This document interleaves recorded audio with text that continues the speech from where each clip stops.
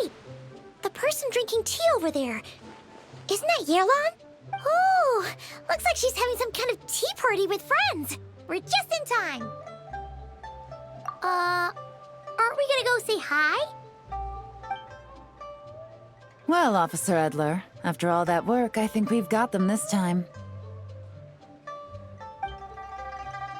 Might take a few days to wrap up things in the field. In the meantime, I think you've earned yourself a break. Much appreciated, Miss Yelan. This case really took it out of me. 13 strongholds. One thieving weasel after another. We rounded up so many people, you almost start to hope a few were innocent, just to balance it out. I'm just glad we finally took down these crooks. Anyway, I'm gonna drop in on that old classmate of mine in Chaoying Village and reminisce about old times. Don't forget to take some tea and dim sum back to your friends at the Maison Gardiennage.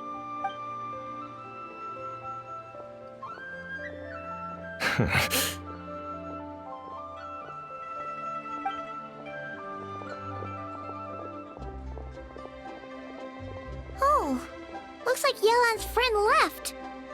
Paimon kinda wanted to meet her. Ah, another pleasant surprise. Traveler, Paimon, take a seat.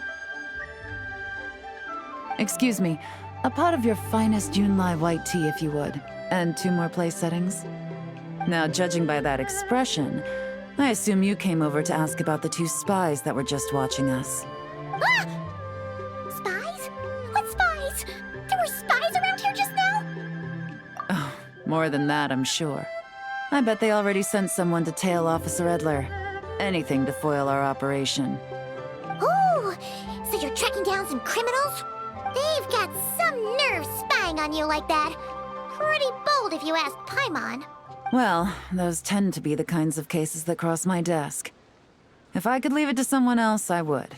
I could have been on vacation right now. Mora laundering, to the tune of 10 figures and counting. Laundry? What does that have to do with Mora? And who are these figures? There are 10 of them? In layman's terms, a certain merchant in Fontaine possesses a large amount of Mora obtained through illicit means. But it's easy to get caught when you're moving that kind of cash. So you cover your tracks, create a front to avoid detection, and what do you know? Your illegal Mora now looks completely legit. And this merchant's front of choice? Fine art and antique auctioneering. He buys goods from all over Tevat, brings them back to Fontaine, and rebrands them as pieces of fine art, driving up their price in the process. Then, when the items go to auction, he buys them up at their inflated price with his own illicit funds. And through this exchange, the proceeds he receives in return are clean. This process allows him to legitimize his illicit wealth. He even launders Mora for other criminals as well, a business which earned him the title, the Dark Financier. That's to be expected, I suppose. In Chenyu Vale, you can get your hands on exquisite antiques without breaking the bank. Tea sets, porcelain, jade, statues, all easily marketed as pieces of fine art. Liyue goods being used in illicit underground schemes poses a real threat to our trade standing in the long run. So, instead of getting to enjoy my long-awaited vacation in Fontaine, it's back to work for me. Okay, Paimon thinks she gets it now. It's like moving Mora from one hand to the other. In other words, just disguising where it originally came from. But if you know what this merchant is up to, shouldn't it be pretty easy to catch him? You go to the auction, wait for him to appear, then nab him right as he goes to purchase his expensive piece of Liyue art. Not a bad plan, Paimon. But there are too many loose ends. If you were the mastermind behind this whole scheme, would you really expose yourself as the face of the operation? Oh, yeah. You wouldn't want to be seen doing the dirty work. You'd send someone else instead. Like, if Paimon was the bad guy, she'd send the Traveler. No, wait. Even if Paimon turned bad, the Traveler would never. Paimon would need, like, a group of minions or something. Oh. Oh! Paimon gets gets it now. Even if you track down the goods, if this dark financier guy isn't the one doing the buying at the auction, you won't catch him. It's not just a matter of who's at the auction. You also have to source the goods, transport them back to Fontaine, get them to the auction house, none of which are tasks he performs himself. He has a whole crew to hide behind. Tracking down the goods is already complicated enough. They change hands so many times, the trail is almost impossible to follow. So the most logical course of action is to play the long game. You start small. You find someone you can follow behind all the smoke screens, who'll lead you straight back to the dark financier himself. Wait, so you were just pretending? And to think, Paimon thought all that stuff about wrapping up the case and taking a break was actually true. Right you are, Traveler. Working with the Millilith and Officer Edler, we managed to launch attacks on all of the Dark Financier's strongholds, which allowed us to nab most of his crew. Those spies just now were his most important agents, the two people he trusts to have direct contact with him. The first is Corday, a senior member of the Fontaine Antique Association, in charge of auctioning off the goods. And the other is Dodamani, a ship owner from Sumeru and longtime cargo transporter. They're under pressure to salvage the situation, so we let them slip through the cracks on purpose. The goal is to make them think that, by some stroke of luck, they're in the clear and have room to act. They think keeping tabs on Officer Edler will allow them to operate under her radar and get whatever remains of their goods out of Liyue. But little do they know, while their attention's fixed on her, I'll be secretly gathering the intel that's gonna bring them crashing down. So, interested in coming along for the ride? I'm curious how you take to this line of work. Could be some potential there. Yeah, we kind of stumbled into this whole thing, but now we're a part of it too. Let's do it! For Yelan, for the people of Chenyavale, and for, the Liyue business world! I admire your selflessness, Traveler and Paimon. Let me be the one to look out for your self-interests then. Namely, your payment. How about we do this the Fontainian way? You'll get exactly what a top agent receives for a dangerous field mission. Getting started is always the hardest part, but luckily, I have a lead. The Dark Financier's crew is even more on guard than usual, so our best bet is to do some counter-surveillance to get on the right track. And I think I know just the place to start. Let's head northeast and see if I'm right.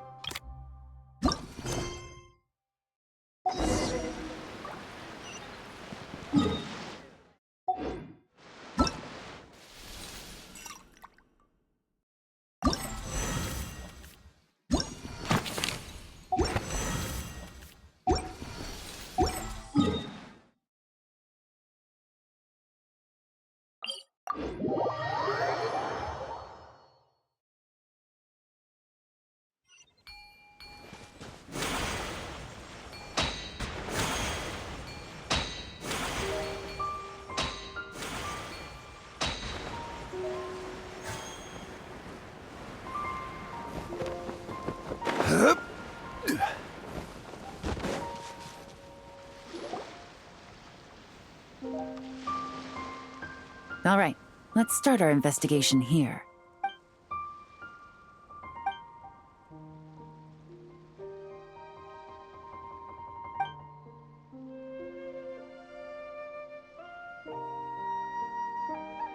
So, we can all agree this is just a normal stretch of wilderness, right? Paimon doesn't see any bad guys to nab around here. Well, it didn't take long for you to understand our role here, Traveler. Thinking like a top agent already. Like I said, we need to start small. If we want to track down the man himself, our best bet is to start with his goods. So right now, finding his stock is our #1 priority. And to do that, locating his hidden stronghold is imperative. Which brings us to why we're here. Pretty good vantage point from up here, don't you think? Huh, guess so.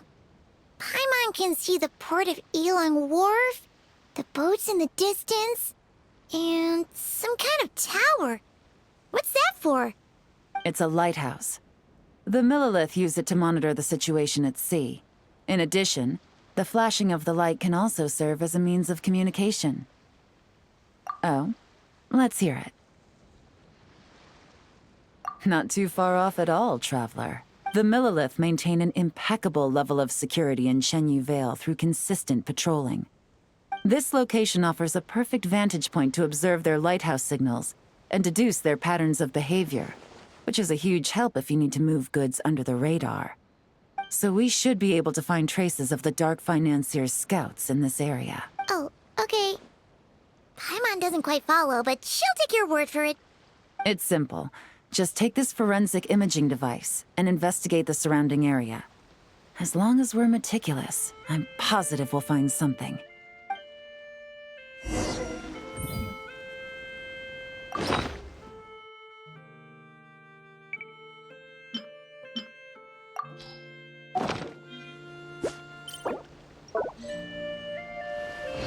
Well, all set?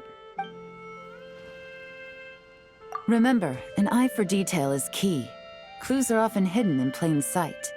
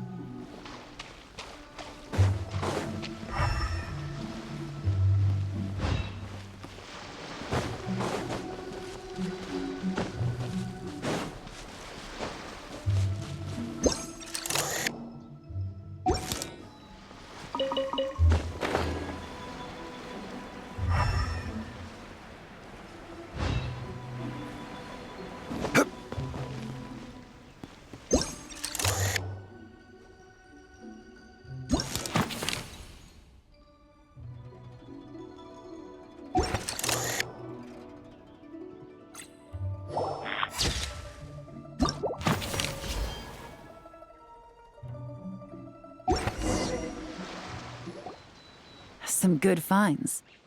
Whatever door this key opens could be critical to the investigation. And this carrier pigeon tube contains several coded messages. Huh. So there really is evidence around here. It's like these guys aren't even afraid of getting caught. What if the Millilith noticed them spying and decided to investigate? These objects suggest the Dark Financier's scouts were likely disguised as fishermen. People like that are trained not to crack under pressure. All they'd need to do is come up with a believable excuse, like needing a place to rest. The Millilith can't investigate or apprehend a civilian without probable cause. Ugh. Paimon can just see their smug faces getting away with something like that. Not to mention, the traces on these objects are fresh, which means the scout here is still active and wasn't among those caught by Officer Edler. So we need to stay vigilant. We can't let them know we're still on their tail. I had a hunch this area was being used as a lookout, and I was right. But that still leaves the question of where the goods are hidden. Any ideas?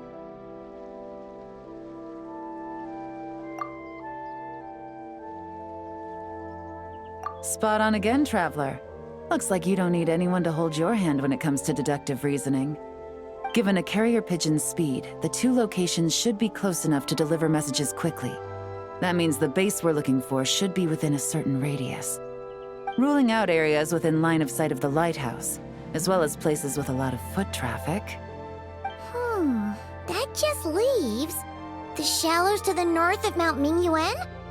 That certainly sounds plausible. You have the cover of the mountains, and the advantage of hiding right under the authorities' noses. Well, our next destination is decided then. Let's go.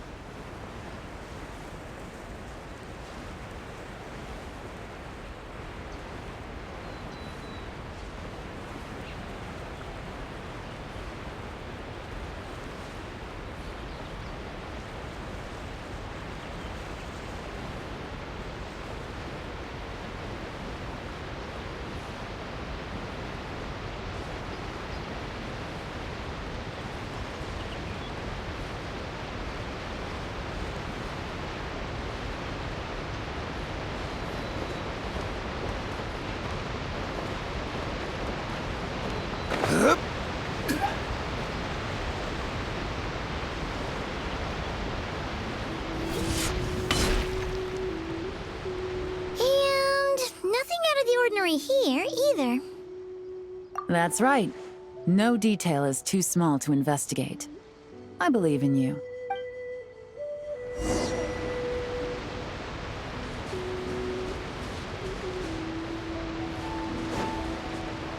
The evidence could be even more well hidden this time. All right. I know you have an eye for detail, so use it to your advantage. You've got this.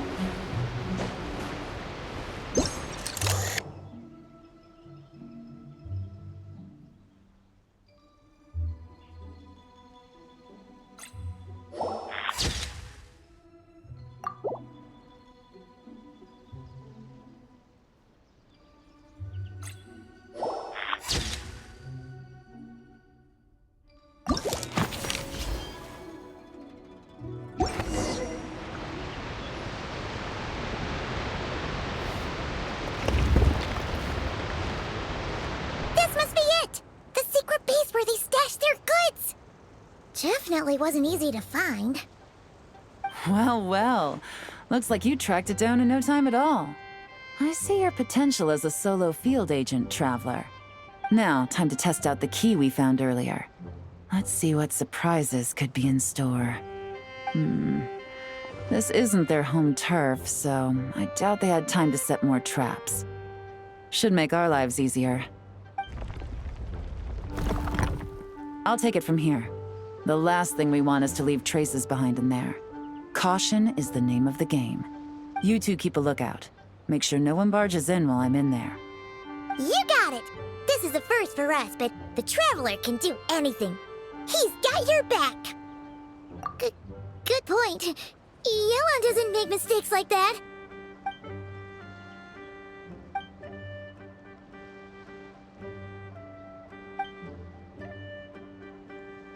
All right, that's done.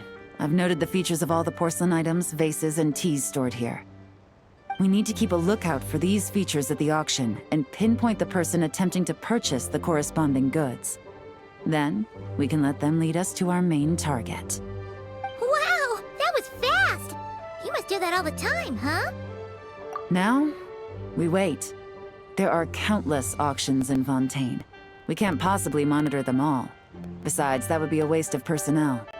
I'll continue to conduct surveillance in the area, keep tabs on the situation, and attempt to decipher their coded messages. Once its two lackeys move the goods, we can shift our focus to the upcoming auction. And then, we'll have somewhere to start. Got it! All we can do now is wait. Wait, and then follow them straight to the guy behind this whole thing so we can give him the old 1-2 punch!